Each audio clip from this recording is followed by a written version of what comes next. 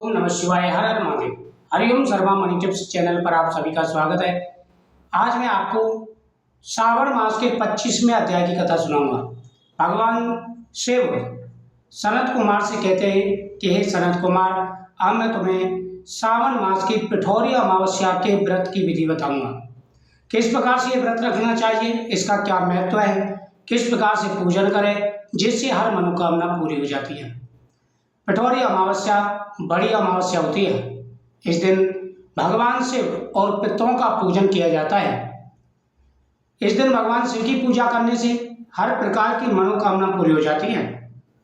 हे मुनि, अब इस विधि को ध्यान से सुने।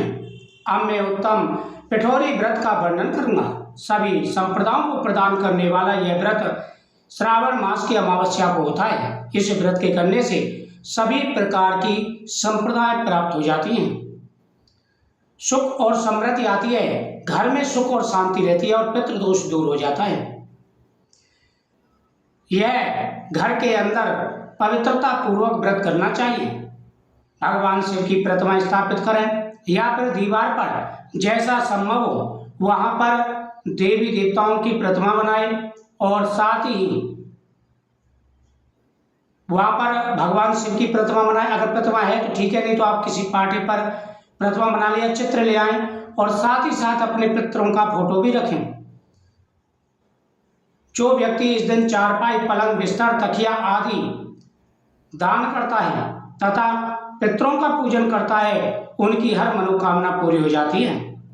हे ऋषिवर, 16 उपचारों से इन सभी का पूजन करना चाहिए। पूजन में अनेक प्रकार के गंध, द्रव्य, पुष्प, धूप तथा चंदन आदि अर्पित करें। सबसे पहले सुबह स्नान करें। स्नान करने के बाद में सूर्य देव को अर्घ्य दें। सूर्य देव को अर्घ्य देने के बाद में सर्वप्रथम आप भगवान शिव का अभिषेक करें। भगवान शिव का अभिषेक करते समय ओम नमः शिवाय मंत्र का जाप करें और सफेद चीजों से भगवान का पूजन करें। सफेद पुष्प समर्पित करें, गंगा जल समर्पित करें, भगवान को खीर का प्रसाद समर्पित करें। भगवान के सामने चौमुखी दीपक जलाएं। इस दिन पीपल वृक्ष के नीचे दीपक जला करके 108 परिक्रमा करनी चाहिए। इस दिन पितरों के सामने दीपक जलाएं और पितरों के नाम से पीपल वृक्ष पर तर्पण दें। इससे पितृ प्रसन्न होते हैं और साथ ही हर प्रकार की मनोकामना पूरी हो जाती है।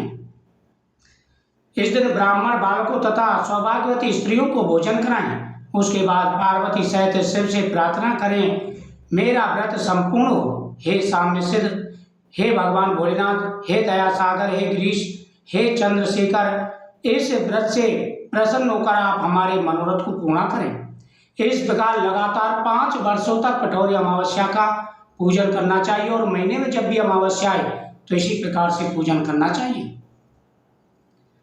एक दिन अधवासन करके सर्वप्रथम ग्रह होम करना चाहिए और इस दिन संभव हो सके तो घर के अंदर हवन भी करना चाहिए। बेलपत्र आदि से आहुतियां देनी चाहिए।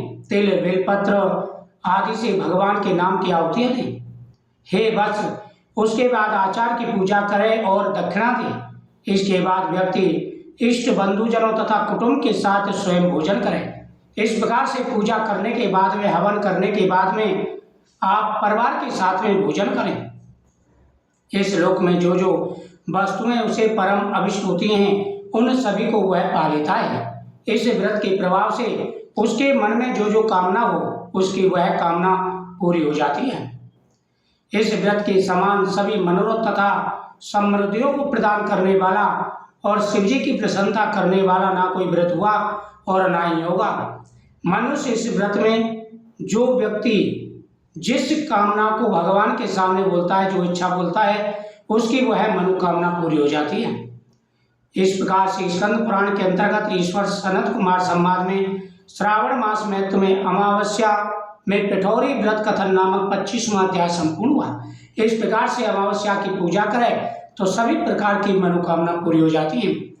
इस दिन दान पुण्य भी करना चाहिए। जितना सामर्थ्य हो उतना दान पुण्य करना चाहिए। ऐसा करने से व्यक्ति की हर मनोकामना पूरी हो जाती है। जो भी व्यक्ति के मन में कामना है वह प्रत्येक मनोरथ पूरे हो जाते हैं। धर्म बढ़ता है, सुख और समृद्धि बढ़ती है, जीवन में आ रहे सारे कष्ट और परेशानियां दूर हो जाती हैं।